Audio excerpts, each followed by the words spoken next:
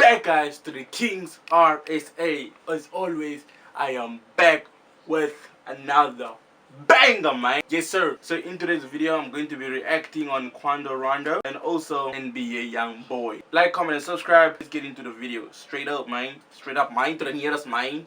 Let's go. Quando had a wild come up.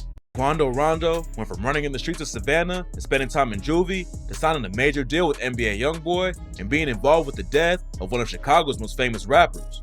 He's had a wild come up full of tragic violence, and today we're breaking down. Quando Rondo, he's a gangster. Quando Rondo, gangster, man. Both know the nigga gangster. So of course, being a gangster in the rap game, it's going to affect you as an artist because you will spend more time outside. And I mean, you spend less time outside and more time in prison because you don't know what is next. So, I mean, the story of Quando Rondo. Quando was born and raised in Savannah, Georgia, but when he was just 2 years old, Child Protective Services took him away from his parents.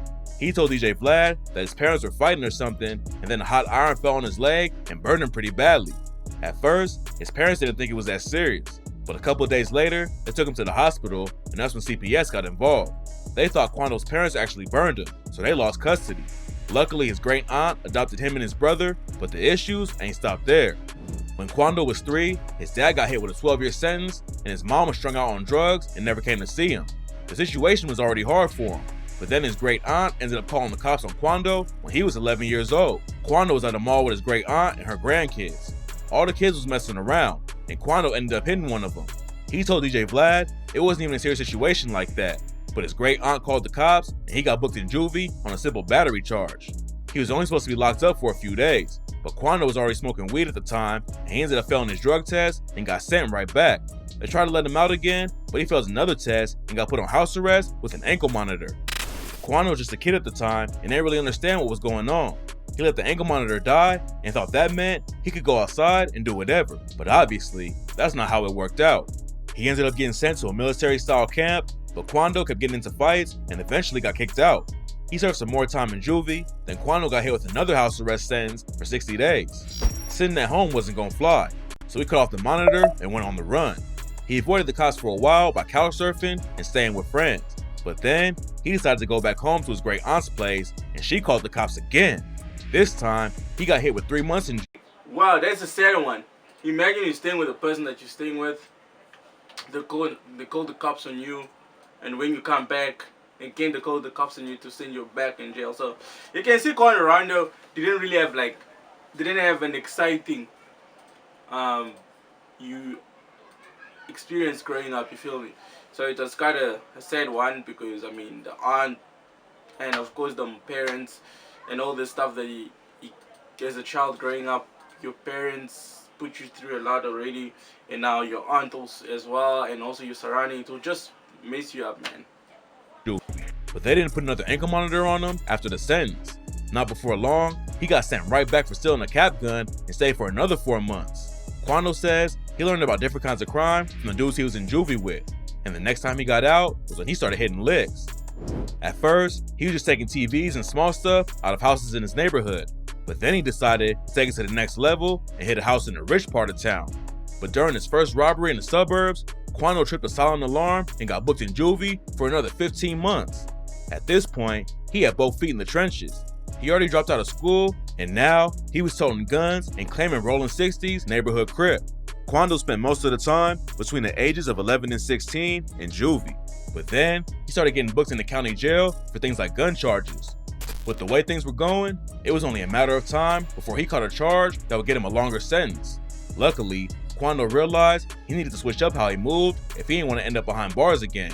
So he decided to focus on making it out of the streets with music. Quando had been rapping and singing since he was a kid, and he got even better by making music while he was locked up. He told XXL, "I used to take my mattress off the bed and beat on the metal, and it seemed like the metal give you a little flow. A nigga might not even be singing, I might just be rapping. I might come out my cell and hear people rapping and singing my shit." He started posting clips on Instagram of him freestyling and hitting cars to make the beat, and it wasn't long before he started buzzing in the city. Quando told DJ Vlad that a bunch of dudes in Savannah tried to sign him, but he wasn't feeling any of the offers. The game wanted to sign him too, and then Birdman hit him up and offered to fly him out to Miami. Quando probably would have flew out there, But his parole officer didn't think the offer was real, so he ain't go. In January 2018, Quando dropped the track I Remember with Lil Baby, which popped off and racked up almost 100 million views on YouTube. He followed it up with a couple more singles, then dropped his debut project, Life Before Fame, in April. The tape hit over 1 million streams in 2 days, and a couple months later, Quando became the first dude to sign with Youngboy Never Broke Again's label. Signing with Youngboy definitely boosted his career. Quando kept grinding over the next couple of years with new projects and tours. In January 2020, he dropped his debut album, and it seemed like Quando was really about to blow up. But later that year, he made headlines for all the wrong reasons when he was involved in the death of King Von. On November 6, 2020, Quando and his crew were outside a club in Atlanta when Von and his homies walked up and started throwing punches. Quando told Angela Yee that he didn't even know what was going on at first. He said, "In my mind, I'm just thinking regular. In reality, like you would think. I'm about to let these people walk past me. I'm not about to try and go through these people or nothing like that. I'm thinking these were some regular individuals. Next thing you know..." He's an individual that you can see he's talented, man. He's talented. The only thing that made him react like that was because he lacked that parental guidance, and of course he was his own mom, his own dad, and all that stuff, and also his friends that he was keeping at that time. Of course, they had a huge influence on him. Boom, bow. I lie to you not. It's like I had an out-of-body experience. Surveillance cameras caught the brawl on tape, and at some point, someone started shooting. Von ended up getting shot and killed, and Quando's homie Lil Tim was booked for the murder. According to Quando and his crew, it was all self-defense. Nobody knows why Von was even going after Quando, but unfortunately, it cost him his life. Rumors say it's because of Lil Durk's beef with Youngboy, but Durk and Quando was cool and had worked together before. Quando said, "From my understanding, I had a relationship with Big Bro. Now I want to say his name, you know who I'm talking about, the dude that was on my album. It was all love with us, from my understanding."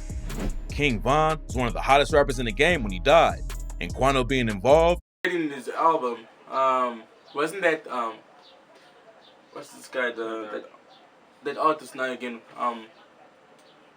forgot his name, but like, Thank you. but he was in his album before he blew up. Lil Durk, I think. Nah, yeah, I think so. If I'm wrong, let me know. But he was with him in that album, so of course I feel like that's You mean King Von. that's the person that helped him to blow up, and he calls him Big Bro.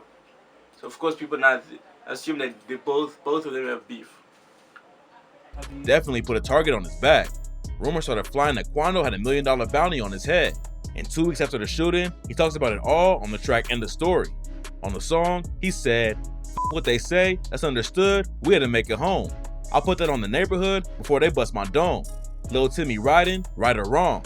And million on my head, that's what they say, that's all you got, make it 8. Before Von's death, Quando was just a rapper who just made it out of the streets and was popping off in the industry. But after that night in Atlanta, everybody just associates Quando with the shooting instead of his own career. Yo, Atlanta has always been the place where I want to go, man.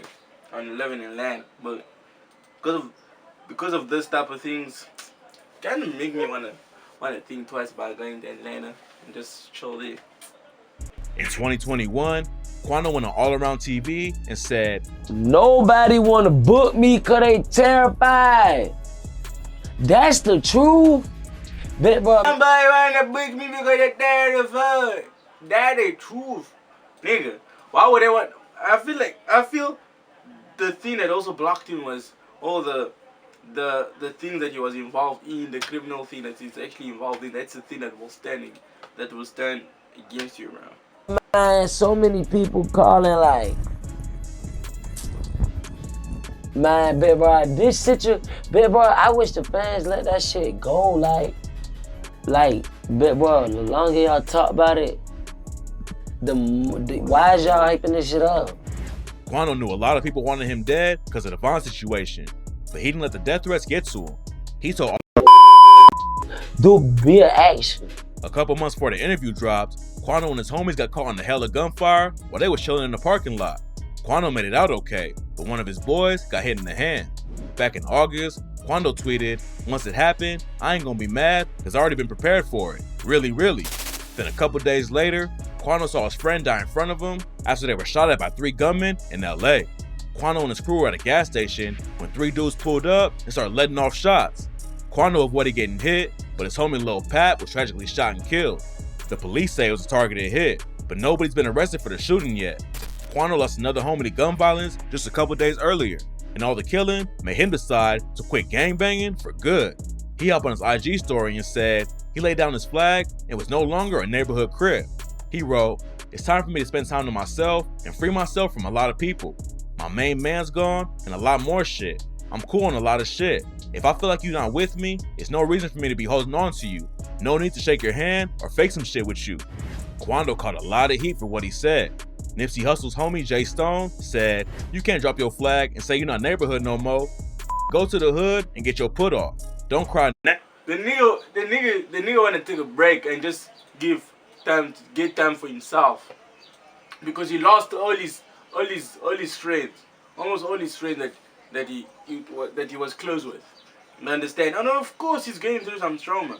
And now people will say what they have to say, because people are people. Now, we lose homies all the time. Not everybody gonna ride. You was a goofy / internet banger anyway. Fulio jumped in too and wrote, "Dog, homeboy's out in Cali. He's trying to squash beef and throw his flag in. It's too late for that, nephew." Wack 100 thinks the feds are gonna try and flip Quando. He said that killing with his mind. When the police came, that went to civilian. They gonna intercept some wiretaps on the threatening they gonna do something to him. They gonna let him hear it, and it's gonna get jiggy. It's damn near impossible to walk away from a gang without any consequences, but Quando is standing on his decision. It's not clear how— That's the thing, once you've already got into the gangsterismness, it's difficult for you to step up. You can't just, it's not something that you just go in and come out immediately. Nah, bro, it will take time. It will take time. All this will pan out, but hopefully he can move on and focus on music again instead of all the violence and beef.